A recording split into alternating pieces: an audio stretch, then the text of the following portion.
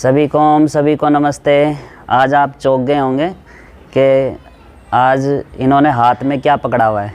तो आज मैंने ये गोवर्धन वाले दिन से एक कबूतर पतंग के मांझे में नीम के पेड़ पर लटका हुआ था। तो मेरी बेटी ने देखा और बताया कि देखना उधर वो उसको क्या हुआ। तो हमने देखा कि कबूतर एक नीम के पेड़ पे मांझे में लटका हुआ है और उसके दोनों पर उस मांझे में फंसे हुए थे। और मैंने एक पाइप के ज़रिए उसमें चाकू को बांध करके ऊपर से जब उस मांझे को काटा तो कबूतर बेदम हो चुका था। उसके अंदर कोई इतना दम नहीं था, लेकिन जब ऊपर से गिरा तो धड़ाम से वो 3 मंजिल ऊपर से नीचे गिरा तो वो बेहोश हो चुका था। फिर मेरा बेटा नीचे से उठा करके लाया। हम लोगों ने उसको देख करके फिर ब्लेड से जो उसके दोनों पर फंसे हुए थे मांझे में उसको हमने काट दिया।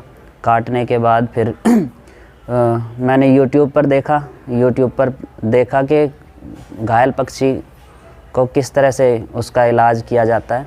तो मैं फिर उसके लिए सेवलॉन लेकर के आया। एक बार मैं दिखा देता हूँ। सेवलॉन लेकर के आया और फिर एक इंजेक्शन सीरीज लेकर के आया, जिस सीरीज से हमने इसको पानी पिलाया और इसको हमने गेहूँ खिलाए। तो इसको हाथ से ही हमें खिलाना पड़ता था, क्योंकि 2-3 दिन तक अगर ये हम इसको नहीं खिलाते तो ये हो सकता बिना अन्न खाए भी मर जाता। और घायल तो हो चुका था, क्योंकि अगर हम इसको छोड़ देते तो ये अपने परों से नहीं उड़ सकता था।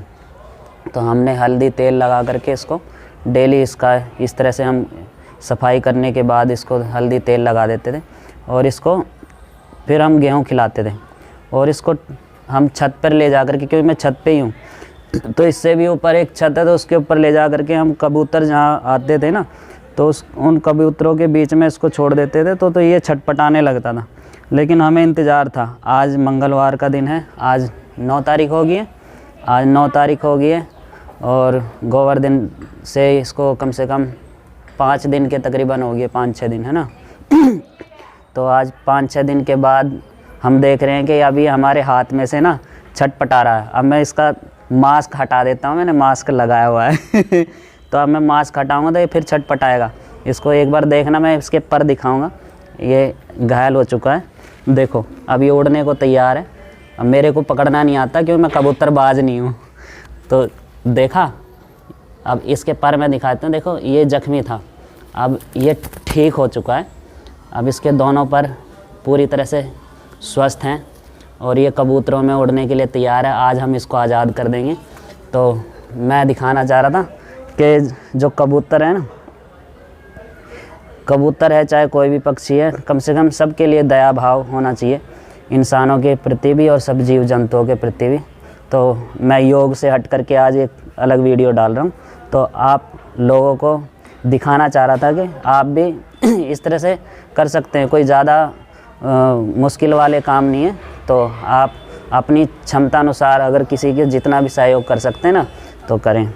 तो इसी तरह से जैसे ये शाकाहारी होता है ना, तो आप भी शाकाहारी बने रहें, क्योंकि ये बड़ा शुद्ध शाकाहारी होता है। ये कितना भी भूखा मर जाएगा लेकिन कीड़े मकोड़े नहीं खाएगा। तो ये देखो, आज ये मेरे बच्चों के हाथ ही मैं चाहूँगा ये उड़ाएं।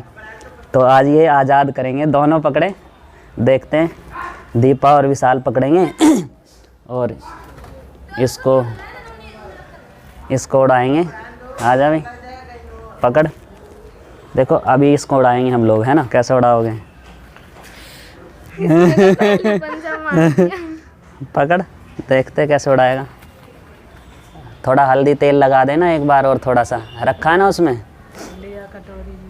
तो अब ये उड़ने के लिए बेताब है। इसकी पहचान भी बना दी हमने। पहचान इसकी पूंछ पे हमने कुछ ऐसा लिख दिया है। ये कितना शानदार है, कितना प्यारा है ये, है ना। अब ये पर ठीक हो चुका है इसका। अब इसके पर में कोई ऐसी कोई दिक्कत नहीं है ये। और इस तरह से अब ये स्वस्थ है। थोड़ा लगा देता हूँ मैं इसके थोड़ी हल्दी, क्योंकि अब ये ऊपर उड़ने वाला है। अपने परिवार में पहुंचने वाला है। अब अपनी केयर अपने आप करेगा। हमने जितनी करनी थी अपनी क्षमता अनुसार इसकी कर दी, है ना।